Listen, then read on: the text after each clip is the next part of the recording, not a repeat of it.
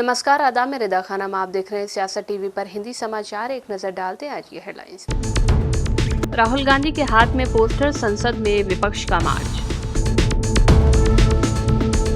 PM Modi का video हटाने पर माफी मांगे मार्क जुकरबर्ग। संसदीय समिति ने दिया 3 दिन का अल्टीमेटम। केशव प्रसाद मौर्य पर भड़के कपिल सिब्बल, कहा मदरसे में पढ़ने वाले आतंकी तो क्या चंदा चोर देशभक्त। जम्मू कश्मीर में अनुच्छेद 370 हटने के 7 साल पूरे, एक तरफ जश्न तो दूसरी तरफ काले दिन का ऐलान और हाई अलर्ट। ईरान से समझौते के लिए बेताब हैं ट्रंप, बोले किसी भी कीमत पर हो डील। अब समाचार विस्तार से। संसद के मॉनसून सत्र का अधिकतर समय हंगामे की भेंट चढ़ चुका है। केंद्र और विपक्ष के बीच कई मुद्दों को लेकर रार बनी हुई है। विपक्ष ने पहले पेपर लीक के मामले पर सरकार को घेरा। उसने जंतर मंतर के प्रदर्शन के दौरान हुए लाठीचार्ज के मुद्दे को भी उठाया था। इसके बाद राम मंदिर चढ़ावा चोरी मामले को लेकर हंगामा हुआ। आज लोकसभा और राज्यसभा में हंगामा रहा। राज्यसभा में विपक्ष के नेता मल्लिकार्जुन खड़गे ने कहा कि मांग यही है कि प्रधानमंत्री, गृह मंत्री सदन में आए और बयान दे, चर्चा हो। हम चर्चा के लिए तैयार हैं। अगर चर्चा होगी तभी हल निकलेगा। ये समझ रहे हैं कि ये पार्लियामेंट में जाना हमारा रिस्पॉन्सिबिलिटी है, हम अकाउंटेबल है जनता से। ये उनके दिमाग में नहीं है। अभी भी उनको ईगो है और उनकी ईगो सेटिस्फैक्शन कर लेने के लिए वो ऐसा धंधा कर रहे हैं। सदन में कल रिजिजू साहब कह रहे थे कि जो है ये लोग जो राम विरोधी हैं, राम की बात करते हैं, इनको माफी मांगनी चाहिए। रिजिजू जी आप बेचारा जो मोदी बोलेंगे या होम मिनिस्टर बोलेंगे वही सुनेगा। उसको क्या है, इंडिपेंडेंटली डिसीजन लेने का अधिकार है। हम क्यों राम विरोधी होते? हम तो ये पूछ रहे हैं कि राम के नाम पे जो चंदा उठा है वो कहाँ है? चांदी, सोना, सारी चीजें कहाँ है, ये पूछ रहे हैं। और 70 एकड़ जमीन ट्रस्ट की वो आपने घपला उसमें जो ये पूछ, आपके गलतियां निकालने के लिए अगर हम ठहरते हैं तो हम राम विरोधी होते हैं। अगर आपके खिलाफ आपके करप्शन को बाहर निकालते हैं तो आप लोग हमको एंटी नेशनल बोलते हैं। तो आप एक ही नेशनलिस्ट है। आप तो एंटी नेशनल पहले से ही है, ब्रिटिश जमाने से भी है। आप कभी इस देश के आजादी में हिस्सा नहीं लिया, आपको क्या हक है हमको बोलने का? प्रधानमंत्री नरेंद्र मोदी की वीडियो को फेसबुक से हटाने के लेकर विवाद लेकर दूरसंचार और आईटी की संसदीय समिति ने सख्त रुख अपनाया है। भाजपा सांसद निशिकांत दुबे की अध्यक्षता वाली समिति ने मेटा के संस्थापक मार्क जुकरबर्ग को 3 दिन का अल्टीमेटम दिया है। समिति का स्पष्ट कहना है कि 140 करोड़ भारतीयों का प्रतिनिधित्व करने वाले प्रधानमंत्री नरेंद्र मोदी का वीडियो डिलीट करना लोकतंत्र पर सीधे हमले जैसा है। समिति ने मांग की है कि मार्क जुकरबर्ग इस मामले पर तुरंत माफी मांगे और जिम्मेदार लोगों पर कार्रवाई करें। देखिए, सबसे बड़ी बात आज दूसरी बात है जो आपने ध्यान नहीं दिया कि हमारी कमेटी ने जो परसों बैठक ली थी, उस बैठक में हमारी कमेटी ने पत्र लिखा है मिनिस्ट्री ऑफ आईटी को और मिनिस्ट्री ऑफ होम अफेयर्स को कि प्रधानमंत्री जी का जो वीडियो उन्होंने डिलीट किया वो इंटरमीडियरी का काम नहीं है, वो पब्लिशर का काम है। और इस नाते जकरबर्ग को जो है 3 दिन के अंदर माफी मांगनी होगी। यदि माफी नहीं मांगेंगे तो उनके ऊपर जो जितने भी सोशल मीडिया प्लेटफॉर्म है उनको जो सेफ हार्बर दिया हुआ है हमने, जिसका कि वो गलत फायदा उठाते हैं, सेफ हार्बर खत्म कर देंगे। अब जितने गाली गलौज, मार पीट, उल्टे सीधे चीजें सोशल मीडिया प्लेटफॉर्म पर आती हैं, जिस किसी के खिलाफ आती है, वो सभी मेटा चीफ के खिलाफ जो एफआईआर करेंगे, पूरे देश भर में एफआईआर की बाढ़ आ जाएगी और उसके बाद सभी सलाखों के पीछे होंगे। सर, आपके प्रदेश में जिस तरह से प्रोटेस्ट चल रहा है, जिस तरह से जेएनजी प्रोटेस्ट कर रहा है पेपर लीक को लेकर के, उसको लेकर क्या कहेंगे? ये बहुत ही दुर्भाग्यपूर्ण है। और जो विद्यार्थियों की बात करने वाले लोग जो जंतर मंतर पर बैठे थे और उन विद्यार्थियों की बात करने वाले लोग जो पॉलिटिकल पार्टी प्रधानमंत्री जी का आवास घेर रहे थे, ये सवाल उनसे है कि लोग भूख हड़ताल पर हैं, लोग उपवास पर हैं, लगातार पुलिस जो है वहां बर्बरता कर रही है और वो सभी विद्यार्थी हैं। जिन्होंने एग्जाम दिया है, पिछले 7 साल से वो तबाह हैं, परेशान हैं। और ये सारे सोशल मीडिया यूट्यूबर और नए नए जो पत्रकार बने हैं, उनके लिए भी ये संदेश है कि आप केवल भारत को डिस्टेबलाइज करने वाले ताकतों के साथ रहते हो, आपका विद्यार्थियों से कोई लेना देना नहीं। कॉकरोच जनता पार्टी के संस्थापक अभिजीत दीप के जंतर मंतर पर प्रोटेस्ट के बाद अब अपनी आगे की प्लानिंग में लग गए हैं। अभिजीत के घर कॉकरोच जनता पार्टी के पदाधिकारियों की बैठक आज से शुरू होने जा रही है। इसके पहले अभिजीत ने एक न्यूज़ एजेंसी को दिए इंटरव्यू में साफ कर दिया है कि अभी उनका राजनीति में उतरने का कोई भी प्लान नहीं है, लेकिन उन्होंने इसकी संभावनाओं से भी इनकार नहीं किया। अभिजीत ने कहा कि हम युवाओं से राय लेना चाहते हैं कि वो किन मुद्दों पर हमारा ध्यान चाहते हैं। उन्होंने ये भी बताया कि समर्थक आज से 2 दिनों के लिए मिलेंगे ताकि आगे के कदमों का फैसला किया जा सके। नहीं, देखिए, इसमें 2 चीजें हैं। जैसे कि अभी क्या हो रखा है, चाहे पॉलिटिकल सिस्टम हो, चाहे जुडिशरी हो, चाहे मीडिया हो, चाहे इलेक्शन कमीशन हो, इन सभी इंस्टीट्यूशन से जनता का भरोसा उठ चुका है, पूरी तरह उठ चुका है। और जो हमारे मूवमेंट को सपोर्ट मिला था वो सिर्फ एजुकेशन तक लिमिटेड नहीं रहा था। जैसे जैसे आंदोलन बढ़ा, वो इन सारे इंस्टीट्यूशन के ऊपर जो भरोसा कम हुआ है जनता का, वो गुस्सा दिख रहा था। जंतर मंतर पर दिख रहा था, मुंबई में दिख रहा था, बंगाल में दिख रहा था, चेन्नई में दिख रहा था, देश भर में दिख रहा था। तो इसलिए हमें लगता है इन सारे इंस्टीट्यूशंस में अकाउंटेबिलिटी वापस लाने के लिए और कहीं ना कहीं इन इंस्टीट्यूशंस को वापस से न्यूट्रलिटी वापस लाने के लिए एक पब्लिक मूवमेंट की जरूरत है, एक पब्लिक प्रेशर की जरूरत है। और पॉलिटिकल पार्टी, जो मुझे आज लगता है कि आज जो पॉलिटिकल सिस्टम का जो सिचुएशन है वो बहुत ही खराब है। सुबह लोग किसी को चुनते हैं, शाम को किसी और की सरकार बन जाती है। सुबह एमएलए एमपी वो एक पार्टी का चुनते हैं, शाम तक वो किसी और पार्टी में होता है। और जब वो ना हो तो वो डिलीट हो जाते हैं, और अगर वो भी ना हो तो क्या हो जाता है, अपना जितना भी पार्टियां है उसको तोड़ा जाता है, ईडी सीबीआई भेजकर। तो ऐसे सिचुएशन में जनता जो है वो त्रस्त हो चुकी है इन सारी चीजों से। इसलिए हमारी पब्लिक मूवमेंट को इसलिए सपोर्ट मिला क्योंकि सारे लोगों ने अपनी आइडियोलॉजीज के ऊपर उठकर, पॉलिटिकल पार्टीज के ऊपर उठकर एक साथ आए। इस जो भी चीजें हो रही है देश में अभी गलत, जो डेमोक्रेसी को वीक कर रही है। उत्तर प्रदेश के डिप्टी सीएम केशव प्रसाद मौर्य ने हाल ही में मदरसों और उसमें पढ़ने वाले बच्चों को लेकर विवादित बयान दिया है, जिस पर सियासत भड़क गई है। केशव प्रसाद मौर्य ने कहा कि मदरसा किसी का भी हो, देश का हो, आतंकवादी ही पैदा करता है। इस पर अब वरिष्ठ वकील कपिल सिब्बल की प्रतिक्रिया सामने आई है। उन्होंने सवाल किया कि अगर मदरसे में पढ़ने वाले बच्चे आतंकवादी होते हैं तो क्या राम मंदिर में चंदा चोरी करने वाले देशभक्त हैं। कपिल सिब्बल ने अपने एक्स पोस्ट में लिखा है कि यूपी के डिप्टी सीएम कहते हैं कि मदरसा शिक्षा देशभक्ति को बढ़ावा नहीं देती। केशव प्रसाद का कहना है कि जो लोग मदरसा शिक्षा पाते हैं उनकी सोच आतंकवादियों जैसी हो जाती है। ये एक सांप्रदायिक बयान है और विकृत सोच को दर्शाता है। इसी के साथ कपिल सिब्बल ने सवाल किया कि क्या चंदा चोर देशभक्त होते हैं। असम के गुवाहाटी में बस कुछ ही मिनटों की बारिश और कई सड़कें पानी में डूब गईं। यहाँ रहने वाले लोगों का कहना है कि उनके लिए कोई नई बात नहीं है, क्योंकि उन्हें हर मॉनसून सीजन में इसी तरह के हालात का सामना करना पड़ता है। पानी से भरी सड़कों पर गाड़ियाँ रेंगती हुई दिखी। हर उम्र के लोग सड़कों पर भरे पानी के बीच से गुजरने पर मजबूर दिखे। लोगों के मुताबिक जल जमाव की बार बार शिकायतें करने के बावजूद इस समस्या का कोई भी स्थायी समाधान नहीं निकाला गया। हर साल जल निकासी की लगातार समस्याओं और बार बार आने वाली बाढ़ से परेशान गुवाहाटी को लोग एक बार फिर से अधिकारियों से अपनी परेशानियों का स्थायी समाधान खोजने की गुहार लगा रहे हैं। नुकसान हुआ है, ये बहुत ही दुखदाई है और सामान्य मानवी को बहुत तकलीफ हुई है।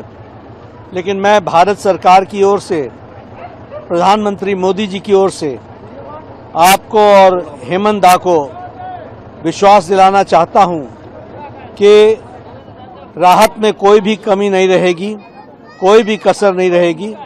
हर तरीके से राहत पहुंचाने का काम हेमंत बिस्वा शर्मा जी के नेतृत्व में यहाँ चल रहा है। उसमें आर्थिक दृष्टि से जो भी मदद होनी है प्रधानमंत्री मोदी जी की तरफ से वह मदद पूरी की पूरी मिलेगी और वो दी जा रही है और भी आगे दी जाएगी। हमारी सेंट्रल टीम इसका असेसमेंट कर रही है कि नुकसान कितना हुआ है। ऐसे समय में मैं यहाँ के लोगों के साथ सहानुभूति भी रखता हूँ और ईश्वर उनको ताकत दे कि वो इस दुख भरी घड़ी को सह सकें और पुनर्वास में पूरी ताकत के साथ हमारे लोग लगे हैं, उस पुनर्वास में हम अपना योगदान करें। हेल्थ इश्यू का भी सर कुछ सारी चीज़ों की चिंता की जा रही है। जम्मू कश्मीर से अनुच्छेद 370 और 35A हटाए जाने के आज पूरे 7 साल हो चुके हैं। इससे ऐतिहासिक और बड़े राजनीतिक फैसले की 7वीं वर्षगांठ तक घाटी से लेकर देश की राजधानी तक सियासत पूरी तरह से गरमाई हुई है। 5 अगस्त 2019 के इस बड़े फैसले के बाद से ही सूबे का सियासी समीकरण 2 ध्रुवों में बटा हुआ नजर आया, जहां एक तरफ भारतीय जनता पार्टी इन दिन को विकास, समानता और एक जश्न के रूप में मना रही है, तो वहीं दूसरी तरफ सूबे के मुख्य विपक्षी दल इसे काला दिवस के रूप में मना रहे हैं। कोई भी कानून नहीं तोड़ना चाहते हैं, लेकिन आप देखते हैं पुलिस ने कल हमारे साथ कैसे हाथापाई की। This is just not about Iltija Mufti, Mehbooba Mufti और वहीद पर्रा और मोहित भान। हमारे से जो भी हमारे हकूक 7 साल पहले छीने गए, I want to remind the Prime Minister and the Home Minister that we will fight for it. हम इसके लिए एक पीसफुल तरीके से एहतजाज करना चाहते हैं। उसका हक तक आप हमसे छीन रहे हैं। आपकी जो पुलिस है यहाँ, असली दहशत वही कर रही है। कल आपने देखा जब हम निकले, my body is full of bruises even now. हमारे साथ कितनी हाथापाई की, बदतमीजी की, हमारे से हमारे फोन्स छीने। उसके बावजूद भी अभी भी पीडीपी ऑफिस में हमारे वर्कर्स बैठे हुए हैं and they are peacefully protesting. तो हम यहाँ कुछ गैर कानूनी चीज नहीं कर रहे हैं। जो भी हमारे लोगों ने खोया 5 अगस्त 2019 को, we want to bring it back. और जिस सरकार को जंतर मंतर की जेंजी ने नाक के नीचे लाया, वैसे ही हम इनकी नाक रगड़ेंगे एंड वील मेक श्योर कि हमारा अपना झंडा, कानून, कॉन्स्टिट्यूशन सब आपको बहाल करना पड़ेगा। And shame on the NC government की आज की डेट में 5 अगस्त की डेट पे वो स्टेटहुड के लिए एहतजाज कर रहे हैं। They should have been fighting for Jammu Kashmir special status। आप भी कुछ बोल दीजिए। जी, आप ऑफिस में प्रोटेस्ट नहीं कर रहे, आपको यहाँ सड़क पे आना पड़ा। कहाँ जाने कहाँ देते? मेरे साथ कभी भी इतनी सिक्योरिटी नहीं होती। आप देखिए कल जो लेडी ऑफिसर थी, उनने मुझे कैसे मैन हैंडल किया, सबने देखा है। वहाँ जो टूरिस्ट तक थे, कश्मीरी लोग थे, उनने तक देखा। तो हम कुछ गैर कानूनी चीज तो नहीं कर रहे हैं। We are fighting. फिर भी आप देखिए हमारी जमात को तोड़ा, फिर भी बेचारा हमारा वर्कर आज अनंतनाग में हो, कुलगाम में हो, राजौरी में हो, पुंछ में हो, श्रीनगर में हो, दे आर ऑल फाइटिंग। हम अपना हक मांग रहे हैं, हम कुछ भी एक्स्ट्रा नहीं मांग रहे। जो चीज आपने हमसे छीनी वो आप हमें वापस दीजिए और हम उसके लिए एहतजाज करते रहेंगे। एनसी सारी सिचुएशन नॉर्मलाइज करने की कोशिश करिए। 50 एमएलए उनने लोगों को ये बोल के लाए कि हम 370 की लड़ाई लड़ेंगे। आज वही जमात, शेख अब्दुल्ला साहब की जमात, जिनने पहले सदर महाराष्ट्र में उद्धव गुट के राज्यसभा सांसद संजय राउत ने केंद्रीय गृह मंत्री अमित शाह पर बड़ा निशाना साधा है। लोकसभा के मानसून सत्र के दौरान सदन में पेश न होने को लेकर संजय राउत ने अमित शाह पर हमला बोला। उन्होंने कहा कि देश के गृह मंत्री देश में यहाँ वहाँ दिखते हैं, कभी संसद के कैंपस में भी दिखते हैं, लेकिन सदन में नहीं आते। लोकसभा और राज्यसभा उन्हें ढूंढ रही है, लेकिन वो मिल नहीं रहे हैं। अब हम गुमशुदा की तलाश के पोस्टर भी बनवाए हैं। संजय राउत ने तंजिया लहजे में कहा कि पुलिस में एक FIR भी दर्ज कराएंगे कि देश के गृह मंत्री लापता हैं, उन्हें सदन में आना चाहिए। आप लोग लगातार बात कर रहे हैं, अभी आपने देखिए, एक आरोपी होता है, वो पुलिस को नहीं मिलता लेकिन बाहर घूमता फिरता है। हम बोलते हैं अरे हमने उसको देखा, वहां देखा, पुलिस को क्यों नहीं मिल रहा है। वैसे देश के गृह मंत्री देश में यहाँ वहां दिखते हैं, कभी कभी लापता व्यक्ति दिखते हैं, कभी संसद के प्रांगण में दिखते हैं, चलते चलते पीछे से कैमरा आता है, लेकिन सदन में नहीं आते। सदन, लोकसभा, राज्यसभा उनको ढूंढ रही है।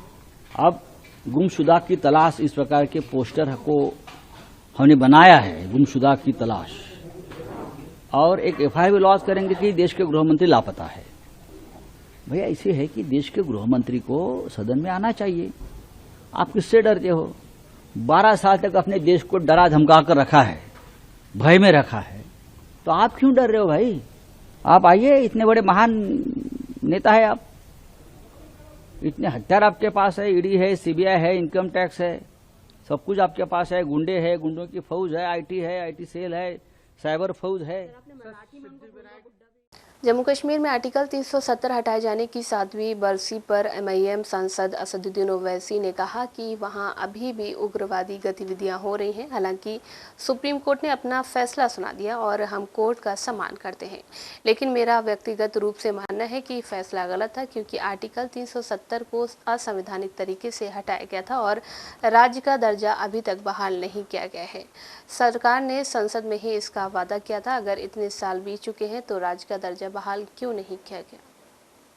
और मेरा आज भी मानना है कि वो सुप्रीम कोर्ट का फैसला जरूर आया, हम उसकी इज्जत करते हैं, मगर उसको सुप्रीम कोर्ट के फैसले को हम गलत मानते हैं कि वो अनकॉन्स्टिट्यूशनल तरीके से उसको हटाया गया था और अभी तक उसको स्टेट का दर्जा नहीं दिया जा रहा है।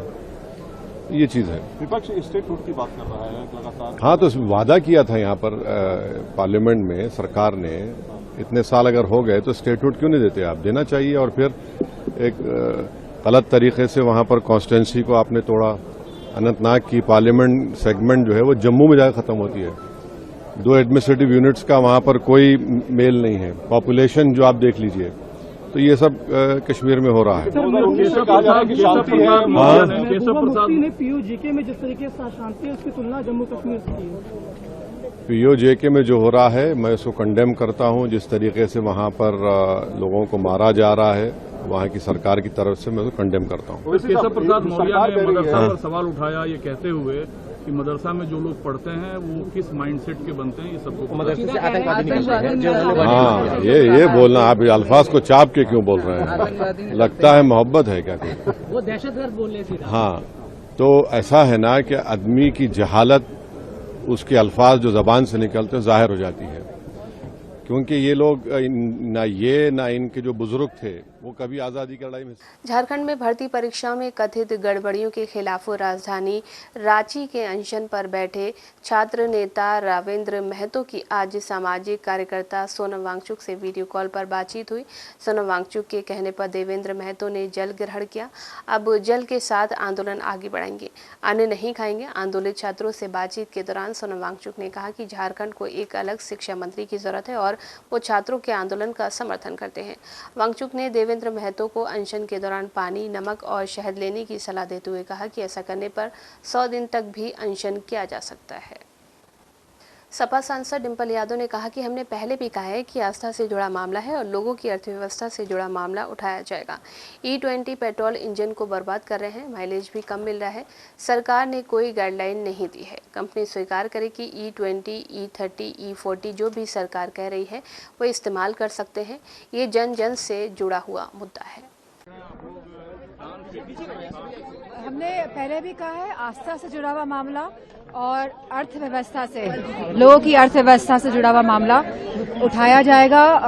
हर मुद्दे को उठाया जाएगा, चाहे इसमें E20 पेट्रोल का बात हो, क्योंकि कहीं ना कहीं ये इंजन्स को बर्बाद कर रहे हैं। ये पेट्रोल और माइलेज भी बहुत कम मिल रहा है और ऐसी सरकार ने कोई भी गाइडलाइंस नहीं दी है कि जो कंपनीज है वो इसको स्वीकार कर रही है। तो या तो प्रमाण पत्र दे, कंपनी स्वीकार करे कि E20, E30, E40 जो सरकार सोच रही है आगे लाने के लिए कि ये इन इंजन में हम लोग यूज कर सकते हैं, तो हम यूज करेंगे।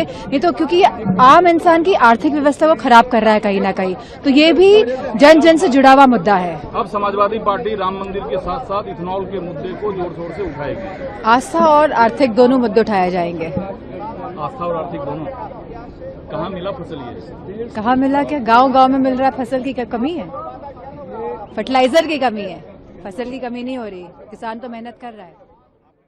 बिहार के बांकीपुर विधानसभा उपचुनाव 19,000 से ज़्यादा वोटों से जीतने के बाद जनसुराज के संस्थापक प्रशांत किशोर ने कहा कि किसी व्यक्ति के विधायक बनने से बांकीपुर बेंगलुरु नहीं बनेगा। जनसुराज के संस्थापक और नवनिर्वाचित विधायक प्रशांत किशोर ने भविष्य की राजनीति, बांकीपुर विधानसभा के विकास सहित कई अहम मुद्दों पर विस्तार से बातचीत की।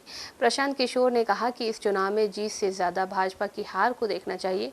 पीके ने कहा कि भाजपा के लोगों को, भाजपा के नेतृत्व को, यहाँ बिहार के लोगों ने, बांकीपुर के मतदाता ने एक संदेश दिया है कि आपको बड़ी बहुमत से सरकार बनाने का अवसर दिया गया है। उस अवसर को गवाइए मत। उस सरकार का नेतृत्व किसी गलत आदमी को मत दीजिए। एक अच्छे आदमी को बिहार में बैठाइए ताकि बिहार में शिक्षा, रोजगार, पलायन की बात हो सके। कहाँ पर सरकार बन रहा है? अभी 202 का भी मेजोरिटी है, कहाँ पे सरकार बनाने की बात हो रही है? भाई भाजपा एनडीए की मेजॉरिटी है, अगले 4 बरस रहेगी। एक ही परिवर्तन हो सकता है, वो है उस सरकार के नेतृत्व का परिवर्तन, और उस नेतृत्व के परिवर्तन के लिए हम लोग लड़ाई लड़ रहे हैं। बांकीपुर के लोगों के साथ मिलकर भी ये संदेश देने की कोशिश की है कि मोदी जी, अमित शाह जी, कृपा करके बिहार की भी चिंता कीजिए, बिहार में भी किसी काबिल चरित्रवान व्यक्ति को, पढ़े लिखे व्यक्ति को मुख्यमंत्री बनाइए, ताकि बिहार में शिक्षा, रोजगार, पलायन की बात हो सके। आज बिहार की राजनीति में लोग पूछ रहे हैं कि 2026 की लड़ाई अब नीतीश बनाम तेजस्वी नहीं बल्कि प्रशांत किशोर बनाम पूरा राजनीतिक सिस्टम बन चुका है। कहाँ पर अभी ऐसा हो रहा है? 26 चल रहा है, अभी तो कोई चुनाव तो है नहीं। एक चुनाव हो गया जिसमें जनता ने बिल्कुल स्पष्ट तरीके से बता दिया कि भाई हम लोग को सम्राट चौधरी का नेतृत्व स्वीकार नहीं है, भाजपा का वो राजनीतिक अहंकार नहीं स्वीकार्य है। जहाँ पर वो आप कह रहे हैं कि हम कुत्ता बिल्ली को भी खड़ा करेंगे तो जनता को हम ही को वोट देना पड़ेगा। जनता को ये स्वीकार्य नहीं है कि मोदी के नाम पर या लालू जी के डर से जो लोग जीत कर गए वो काम न करें, बदमाशी करें, ठेका पट्टा लूटपाट करें और उन्हीं को वोट जनता देती रहे। इस 3 चीज के खिलाफ जनता ने वोट दिया है।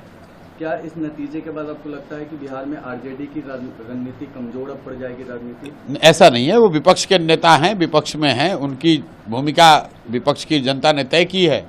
वो कमजोर पड़ेंगे कि मजबूत होंगे, ये इस पर निर्भर करता है कि अगले 4 साल में विपक्ष के तौर पर वो कितना सक्रिय होकर काम करते हैं।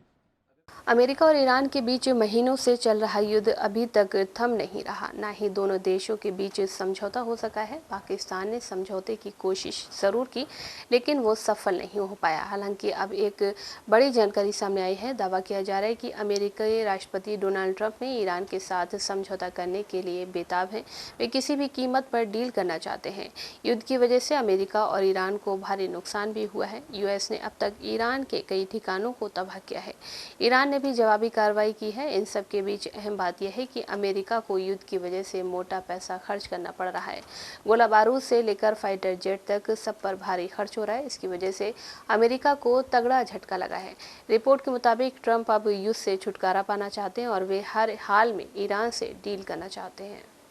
हिंदी समाचार बस यही समाप्त होता है। मुझे दें इजाजत। आप बने रहें सियासत टीवी के साथ।